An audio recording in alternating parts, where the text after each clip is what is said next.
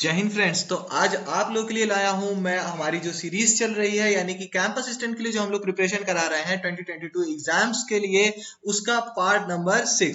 उसका कौन सा part number 6। So that means इसके पहले के पार्ट यानी 5 to 1 आर अपलोडेड। ठीक है, तो अगर आप लोग पार्ट 6 को ही फर्स्ट टाइम देख रहे हो तो प्लीज अगर के पार्ट फर्स्ट से लेकर के पार्ट 5 को भी कंप्लीट कर लेना, क्योंकि जैसे कि आप लोग देख रहे हैं आज के जो हमारे क्वेश्चंस होने वाले हैं वो कहां से 27 मार्च 2021 से होंगे। यानी इसका मतलब इसके पहले जो पेपर हुआ था यानी 21 मार्च को, मतलब लास्ट ईयर जो 21 मार्च को जो पेपर हुआ था और 20 मार्च को जो पेपर हुआ था उसके दोनों शिफ्ट के पेपर यूपीपीसीएल एग्जाम्स के कंप्यूटर सेक्शन को पूरा का पूरा हम लोगों ने सॉल्व भी किया है और बहुत ही ज्यादा इंपॉर्टेंट और बहुत ज्यादा रिपीट होने वाले क्वेश्चंस हम लोगों ने सॉल्व किए हुए हैं, जो कि आप लोगों के कैंप असिस्टेंट के पर्पज से बहुत ज्यादा इंपॉर्टेंट होने वाला है, जो कि 2022 एग्जामिनेशन में बहुत ही ज्यादा इंपॉर्टेंट है। ठीक है, चलो बिना टाइम गवाए हुए आज के वीडियो को स्टार्ट करते हैं। आप जुड़े हैं मिशन विद आकाश के साथ, मैं शिवांशर आपका। आज आप लोगों को 27 मार्च 2021 में जो पेपर हुआ था उसका कंप्यूटर सेक्शन सॉल्व करवाने जा रहा हूं। ठीक है, तो चलो आज का हमारा जो फर्स्ट क्वेश्चन है वो क्या बोल रहा है हमसे, विच of the following is a form of broadband connection that provides connection over ordinary telephone lines। यानी कि इसको हिंदी में पढ़े एक बार तो क्या कह रहा है हमसे, निम्नलिखित में से कौन सा ब्रॉडबैंड कनेक्शन का एक रूप है जो साधारण टेलीफोन लाइनों पर कनेक्शन प्रदान करता है। यानी नीचे दिए गए ऑप्शन में से कौन सा एक ब्रॉडबैंड कनेक्शन का ही रूप है, ब्रॉडबैंड कनेक्शन का ही एक फॉर्म है जो कि ऑर्डिनरी टेलीफोन लाइंस को कनेक्शन देता है। ठीक है, ऑर्डिनरी टेलीफोन लाइंस को कनेक्शन देता है। So option A dial up, option B fibre optic, option C DSL, option D ISDN. ठीक है, सबसे पहले देखो डीएसएल का फुल फॉर्म क्या है, डिजिटल सब्सक्राइबर लाइन, और आईएसडीएन का फुल फॉर्म क्या है, इंटीग्रेटेड सर्विस डिजिटल नेटवर्क। ठीक है, तो करेक्ट आंसर इसका क्या हो जाएगा, करेक्ट आंसर होगा इसका option number C, that is ये एक ब्रॉडबैंड कनेक्शन का ही फॉर्म है जो कि ऑर्डिनरी टेलीफोन लाइंस को देता है। क्या देता है, कनेक्शन देता है। देखो डीएसएल के बारे में थोड़ा सा और हम लोग समझ लेते हैं, क्या कह रहा है हमसे, what is it, DSL is a technology for bringing high bandwidth connection to homes and small businesses. देखो जैसे कि मैंने तुम्हें बताया कि ये क्या करता है, ऑर्डिनरी टेलीफोन लाइंस। ठीक है, यानी हमारे होम्स के लिए और एक स्मॉल बिजनेस के लिए ये हमको क्या करता है, लाइन प्रोवाइड करता है। Second point, first install started in 1998, यानी कि सबसे पहले इसको कब इंस्टॉल किया था, 1998 में इंस्टॉल किया गया था। A DSL can carry both data and voice signals and the data is continuously connected. अब देखो डीएसएल क्या होता है, हमारे वॉइस डेटा और नॉर्मल डेटा को दोनों को कैरी करता है, करता है। ठीक है, करता है, ठीक है, करता है। ठीक है, मतलब लगातार आप कंटिन्यूअसली लगातार बहुत सारी चीजों को आप भेज सकते हो, पार्ट में आपको नहीं भेजना पड़ेगा। नेक्स्ट क्या कह रहा है, speed can go as high as 6.1 Mbps, और इसकी जो स्पीड है वो मैक्सिमम कितना जा सकती है, एज हाई एज 6.1 Mbps। ठीक है, अब Mbps का फुल फॉर्म आप मुझे कमेंट सेक्शन पर कमेंट करके जरूर से बताना। ठीक है, उसके बाद typical speeds are in between 128 kbps and 1.4 Mbps। देखो नॉर्मली इसकी जो स्पीड होती है, यानी कह सकते हैं मैक्सिमम, मतलब जनरली इसकी जो स्पीड होती है वो किसके बिटवीन किसके होती है, 128 kbps से लेकर के 1.54 Mbps तक इसकी स्पीड यूजुअली वेरी करती रहती है। ठीक है, चलो आगे बढ़ते हैं अपने सेकंड क्वेश्चन की तरफ। सेकंड क्वेश्चन क्या बोल रहा है हमसे, विच of the following is a transmission control protocol या internet protocol that specifies how computer will exchange electronic mail। बहुत इंपॉर्टेंट क्वेश्चन, बहुत ही ज्यादा इंपॉर्टेंट क्वेश्चन है भाई लोग। ठीक है, हमसे क्या कह रहा है, निम्नलिखित में से कौन सा ऐसा ट्रांसमिशन कंट्रोल प्रोटोकॉल, देखो सबसे पहले इसका जान लेना, टीसीपी बोलते हैं इसको, टीसीपी ट्रांसमिशन कंट्रोल प्रोटोकॉल और इंटरनेट प्रोटोकॉल। ठीक है, आईपी नहीं होता। ठीक है, इंटरनेट प्रोटोकॉल। ठीक, चलो उसके बाद निम्नलिखित में से ऐसा ट्रांसमिशन कंट्रोल प्रोटोकॉल या इंटरनेट प्रोटोकॉल है जो, कौन सा है, जो यह निर्दिष्ट करता है कि कंप्यूटर किस तरह इलेक्ट्रॉनिक मेल का आदान और प्रदान करेंगे। यानी नीचे दिए गए ऑप्शन में से कौन सा ऐसा ऑप्शन है जो कि वो प्रोटोकॉल को दिखाता है, या इंटरनेट की वो प्रोटोकॉल या ट्रांसमिशन कंट्रोल की वो प्रोटोकॉल को दिखाता है जिसके थ्रू कंप्यूटर्स आपस में एक्सचेंज करेंगे electronic mail, that is email. ठीक है, किसके थ्रू वो ईमेल का आदान प्रदान करेंगे, एक्सचेंज करेंगे। Option A HTTP, option B SMTP, option C FTP या फिर ऑप्शन डी यूडीपी। देखो सबसे पहले तो सबके फुल फॉर्म्स को तुम्हें कॉपी में नोट डाउन कर लो। ठीक है, सारे फुल फॉर्म्स नोट डाउन कर लो। HTTP hyper text transfer protocol, SMTP simple mail transfer protocol, FTP file transfer protocol and UDP user database protocol. ठीक है, ये चीज जरूर से कॉपी में नोट डाउन कर लेना। अब फिलहाल इसका जो करेक्ट आंसर होगा वो होगा आपका option number B. Option number कौन सा, बी, यानी कि SMTP simple simple mail transfer protocol ये डिसाइड करता है कि कैसे कंप्यूटर आपस में इलेक्ट्रॉनिक मेल यानी ईमेल का एक्सचेंज करेंगे, ठीक है, यानी आदान प्रदान करेंगे। ठीक, उसके बाद हमारा थर्ड क्वेश्चन क्या है भाई साहब, ये देखो भाई फिर आ गया यार, देखो हम तुमसे बहुत बोलते हैं ना भाई कि फुल फॉर्म जरूर प्रिपेयर कर लेना, लेकिन कोई बात तो सुनेगा नहीं। फुल फॉर्म में बोलता हूँ कॉपी में जरूर से नोट डाउन कर लिया करो, हमेशा बोलता हूँ फुल फॉर्म को नोट डाउन जरूर से करना चाहिए। फुल फॉर्म बहुत ज्यादा इंपॉर्टेंट होते हैं और आते भी हैं।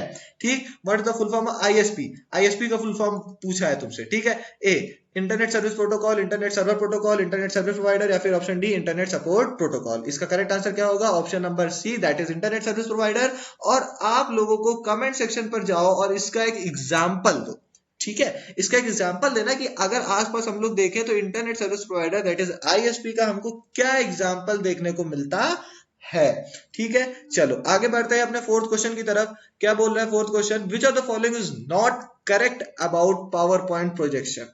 ठीक है, यहां पर क्या बोल रहा है? निम्नलिखित में से कौन पावर पॉइंट प्रेजेंटेशन, यहां पर लिखा नहीं है, के बारे में सही नहीं है। पावर पॉइंट प्रक्षेपण, भाई हिंदी बड़ी हार्ड होती है ठीक है, तो पावर पॉइंट प्रक्षेपण के बारे में कौन सा सही नहीं है, ये चीज यहां पर होगा। ठीक है, बाय मिस्टेक प्रिंटिंग में गलती हो गई होगी। So option A, when printing more than one slide it may be sequentially, यानी एक से अधिक स्लाइड प्रिंट करते समय यह क्रमित रूप से हो सकता है, यानी कि जब हम एक से ज्यादा स्लाइड को प्रिंट कर रहे हो देन मे बी, हो सकता है कि वो लाइन से प्रिंट हो। ठीक है, option B, all slides have to be printed even if some slides may not need to be needed, यानी सभी स्लाइड को प्रिंट करना पड़ता है भले ही कुछ स्लाइड की आवश्यकता ना हो। यानी कि अगर हमारे पास 4 पेज की वो है प्रेजेंटेशन है और हमें काम सिर्फ 2 ही पेज का है, तो हमें चारों पेज को प्रिंट आउट करवाना पड़ेगा भले ही हमें 2 पेज की जरूरत ना हो। ठीक है, तो ये बोल रहा है। नेक्स्ट है C, slide can be printed with free space for writing notes, यानी नोट लिखने के लिए स्लाइड के खाली स्थान से प्रिंट किया जा सकता है। यानी कि अगर हमें कोई नोट लिखना है अपने हाथों से, मतलब खुद से, तो हम स्लाइड में एक ब्लैंक स्पेस छोड़ करके और इस ब्लैंक स्पेस के साथ इसको प्रिंट करवा सकते हैं, या फिर डी, नन ऑफ दीज, यानी इनमें से कोई नहीं। ठीक, तो करेक्ट आंसर क्या हो जाएगा? अब देखो क्वेश्चन को अगर ध्यान से पढ़ो तो इसमें नॉट पूछा है, कौन सा सही नहीं है। ठीक है, कौन सा सही नहीं है, किसके बारे में? पावर पॉइंट प्रोजेक्शन के बारे में। ठीक है, तो कौन सा सही नहीं होगा भाई? हमारा ऑप्शन बी। ऑप्शन बी क्या है कि all slides have to be printed even some slides may not need to be, मतलब may not need to be printed। ठीक है, यानी हमसे ये कह रहा है कि हमें सारे की सारी स्लाइड को ही प्रिंट करना पड़ेगा। भाई ये ऐसा कुछ नहीं होता है। जब हम लास्ट में प्रिंट प्रीव्यू के ऑप्शन पर जाते हैं तो वहां पर हम नंबर ऑफ पेजेस को सिलेक्ट कर सकते हैं कि हम किस पेज को सिलेक्ट करना चाहते हैं कि वो प्रिंट हो, और जिस पेज को हम नहीं लिखे हैं वो ऑब्वियस सी बात है कि भाई वो प्रिंट नहीं होगा। ठीक है, इसीलिए हमारा रिक्वायर्ड आंसर कौन सा हो जाएगा? इसका करेक्ट आंसर होगा ऑप्शन नंबर बी। ठीक है, चलो आगे बढ़ते हैं अपने फिफ्थ क्वेश्चन की तरफ। फिफ्थ क्वेश्चन से क्या बोल रहा है? In any of the word processing software there are options like insert, delete, convert, split cells in the menu, यानी कि हमसे ये पूछ रहा है किसी भी वर्ड प्रोसेसिंग सॉफ्टवेयर में मेनू में इंसर्ट, डिलीट, कन्वर्ट और क्या कह रहा है, स्प्लिट सेल जैसे विकल्प कहां होते हैं, इसमें ये पूछना चाह रहा था। बट क्वेश्चन, क्योंकि आप जानते हैं कभी कभी इशू हो जाता है सर्वर में, तो that's why maybe it got misprinted. तो हमसे ये पूछ रहा है कि ये सारे ऑप्शंस किस नीचे दिए गए ऑप्शंस के अंडर में आते हैं। ठीक है, under which options these options are present, insert, delete, convert and split cells. ठीक है, तो किस ऑप्शन के अंडर में होता है? Option A table, option B edit, option C format, या फिर ऑप्शन डी टूल्स। ठीक है, तो किसके अंडर में ये सारे आते हैं? Option A table. ठीक है, ऑप्शन ए में ही देखो टेबल को ही हम इंसर्ट करा सकते हैं, डिलीट भी कर सकते हैं टेबल की सेल, कॉलम, रो, या फिर पूरा टेबल, या फिर कन्वर्ट भी कर सकते हैं, और स्प्लिट सेल तो उसी में होता ही है। ठीक है, चलो आगे बढ़ते हैं अपने सिक्स्थ क्वेश्चन की तरफ। सिक्स्थ क्वेश्चन क्या बोल रहा है? Which of the following is not an operating system. बहुत अच्छा क्वेश्चन है, लेकिन यहाँ पर नॉट भी लगा है। निम्नलिखित में से कौन एक ऑपरेटिंग सिस्टम नहीं है? ठीक है, इंपॉर्टेंट क्वेश्चन है भाई। ठीक है, option A Chrome, option B Mac OS, option C Windows, या फिर option D Windows, sorry Android. ठीक है, कौन सा एक ऑपरेटिंग सिस्टम नहीं है? कौन सा नहीं है भाई? Option A Chrome. भाई देखो क्रोम पता है ना क्या है? क्रोम हमारा एक वेब ब्राउजर है। क्रोम क्या है? एक वेब ब्राउजर है। ठीक है, मैक ओएस ऑपरेटिंग सिस्टम इसमें दिख ही रहा है, विंडोज ऑपरेटिंग सिस्टम होता ही है, एंड्रॉइड ऑपरेटिंग सिस्टम होता ही है, हमारे स्मार्टफोन, ये हमारे स्मार्टफोन का है, ये सिस्टम का है, ये भी सिस्टम का। ठीक है, चलो आगे बढ़ते हैं अपने सेवेंथ क्वेश्चन की तरफ। सेवेंथ क्वेश्चन हमसे क्या बोल रहा है? Which of the following uses radio waves to transmit information across a network, यानी निम्नलिखित में से कौन सा एक नेटवर्क है जिस पर सूचना प्रसारित करने के लिए रेडियो तरंगों का उपयोग करता है। ठीक है, यानी कि हमसे ये कह रहा है कि कौन सा ऐसा नेटवर्क है जो कि इंफॉर्मेशन को ट्रांसमिट यानी इंफॉर्मेशन को ट्रांसफर करने के लिए रेडियो वेव्स का यूज करता है। ठीक है, कौन सी वेव्स का? रेडियो वेव्स का यूज करता है। Option A satellite, option B telephone, option C wifi या फिर ऑप्शन डी आईएसपी। ठीक है, कौन सा करेक्ट आंसर होगा? इसका करेक्ट आंसर देखो, बहुत से लोग सैटेलाइट को सिलेक्ट कर देंगे, बट ऐसा नहीं होता। ठीक है, उसके बाद बहुत सारे लोग जाएंगे टेलीफोन पे, ऐसा भी नहीं होता, ये भी टेलीफोन नहीं, मतलब ये भी नहीं होता, आईएसपी भी नहीं होता है। ठीक है, करेक्ट आंसर इसका क्या होगा? करेक्ट आंसर होगा इसका option C, that is wifi. ठीक है, अब देखो वाईफाई के बारे में थोड़ा सा और लिखा हुआ है। Wifi often refer to as, देखो वाईफाई को कई बार हम लोग ऐसे ऐसे ऐसे या फिर ऐसे भी लिखते हैं, is often thought to be short for wireless fidelity. देखो कई बार आप वाईफाई के फुल फॉर्म जब आप सर्च करोगे, अगर आप डालोगे फुल फॉर्म ऑफ वाईफाई, ठीक है, तो इसका फुल फॉर्म आएगा पता है क्या? ये वायरलेस फिडिलिटी। ठीक है, but there is no such thing, but reality में ऐसा कुछ है ही नहीं। The term was created by marketing firm. देखो ये जो टर्म है, ठीक है, ये वाईफाई जो टर्म है, ये एक मार्केटिंग फर्म के द्वारा इसको क्रिएट किया गया था। In because the wireless industry were looking for a user friendly name to refer to some not so user friendly technology known as IEEE 802.11 dot. देखो हुआ क्या कि ये एक जो नाम था वायरलेस फिडिलिटी जो नेम था, वो किसके द्वारा डेवलप किया गया? एक फर्म के द्वारा डेवलप किया गया, क्योंकि जो फर्म थी, जो एक मार्केटिंग फर्म थी, ये एक एक यूजर फ्रेंडली नेम ढूंढ रही थी, जो कि वो किस नेटवर्क को देना चाहती थी? IEEE 802.11 dot. ठीक है, उसे एक्चुअल में इस नेटवर्क को नेम देना था, एंड दैट वाई उन्होंने वायरलेस फिडिलिटी, इसको फर्दर हम लोग आगे चल के वाईफाई के नाम से जानने लगे, ये नेम दे दिया गया।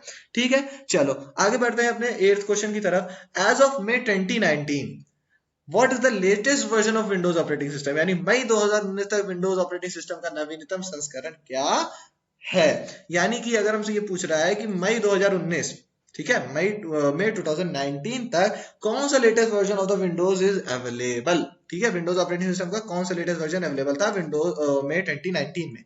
Option A Windows 8, option B Windows 16, option C Windows 7 या फिर ऑप्शन डी विंडोज 10। तो इसका करेक्ट आंसर क्या हो जाएगा भाई लोग? इसका करेक्ट आंसर होगा आपका option number D, that is Windows 10। Windows 10 जो था हमारा, वो मई 2019 तक एकदम लेटेस्ट वर्जन था। ठीक है, चलो आगे बढ़ते हैं 9th क्वेश्चन की तरफ। 9th क्वेश्चन क्या बोल रहा है हमसे? लिंक इमेज और icon on a web page associated with another web page is called an, यानी कि किसी अन्य वेब पेज से जुड़े वेब पेज पर लिंक इमेज या आइकन को कहा जाता है। देखो कई बार हम लोग क्या होता है कि जैसे हम लोग कोई एक वेब पेज ओपन किए हुए हैं, और इस ओपन वेब पेज पर कई बार हम लोग किसी कह सकते हैं, हम लोग किसी लिंक पर क्लिक कर देते हैं, या किसी इमेज पर क्लिक कर देते हैं, या किसी आइकन पर ही क्लिक कर देते हैं, और वो हमको एक दूसरे पेज पर ले जाता है, दूसरे वेब पेज पर ले जाता है। ठीक है, तो हमसे ये पूछ रहा है कि अब वो कौन सा करेक्ट आंसर होगा, कि उसे हम लोग क्या बोलते हैं? जो हमको दूसरे वेब पेज पर ले जाता है, उसे हम लोग क्या बोलते हैं? It may be in the form of link, image और एन आइकन। ठीक है, option A hyperlink, option B URL, option C plugins या फिर ऑप्शन डी प्लग-ऑन्स। देखो ये प्लग-इन्स है, ये प्लग-ऑन्स है। ठीक है, तो करेक्ट आंसर इसका क्या हो जाएगा? देखो कॉमन सेंस अगर लगाओ तो बहुत ही आसान इसका आंसर होगा, that is option A, and that is hyperlink.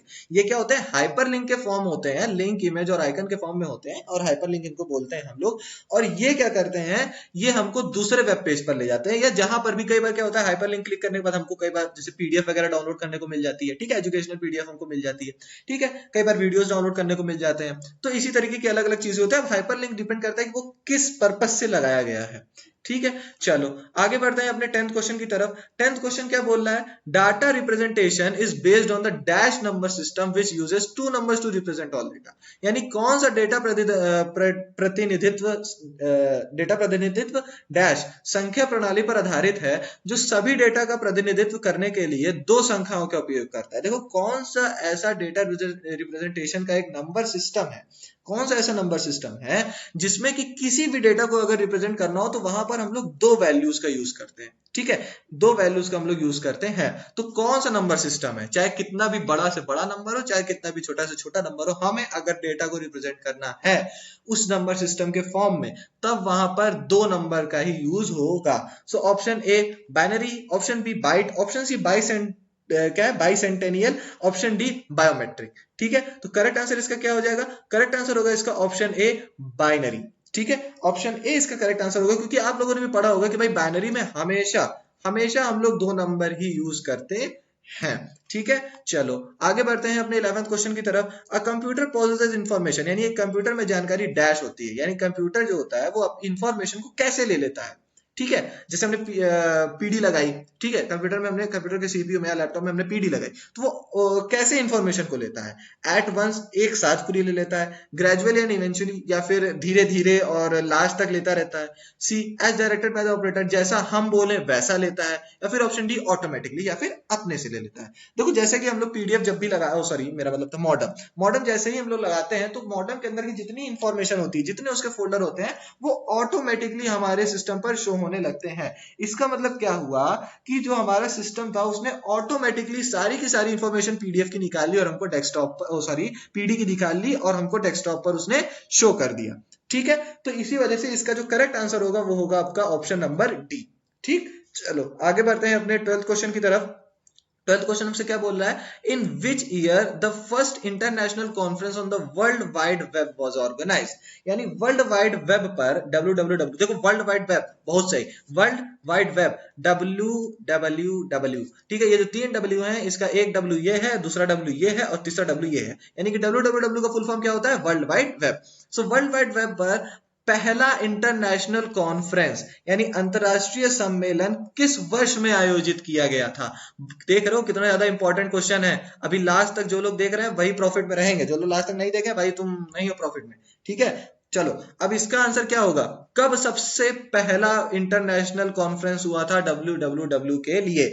Option A 1998, option B 1996, option C 1994 या फिर ऑप्शन डी 1990। सो कब हुआ था, इसका करेक्ट आंसर क्या होगा, इसका करेक्ट आंसर होगा आपका 1994, यानी कि 1994 में सबसे पहला वर्ल्ड वाइड वेब के ऊपर इंटरनेशनल कॉन्फ्रेंस ऑर्गेनाइज कराया गया था। और एक चीज आपको मैं बता दूं, 1994 इसकी पूरी डेट क्या थी, 25, अच्छे से लिख देता हूं, 25 में 1994, ठीक है, 25 में 1994, and where it was held, it is in Geneva. ठीक है, इट इज इन जेनेवा। चलो वीडियो को लास्ट तक देखा होगा तो बहुत अच्छी चीज नॉलेज है, पूछ लेना, आसपास बहुत कम ही लोगों को ये पता होगा। चलो फिर वीडियो को लास्ट तक देखने के लिए बहुत शुक्रिया, मिलते हैं नेक्स्ट वीडियो में। जरूर से बताना वीडियो कैसी लगी, पसंद आई नहीं पसंद आई, अच्छी लगी नहीं पसंद आई, ठीक है, जो भी हो कमेंट करके जरूर से बताना, क्या अच्छा मैं और नया आप लोग के लिए लाऊं ये भी जरूर से बताइएगा आप लोग। ठीक है, वीडियो को सपोर्ट करिए। थैंक यू फॉर वॉचिंग, जय हिंद।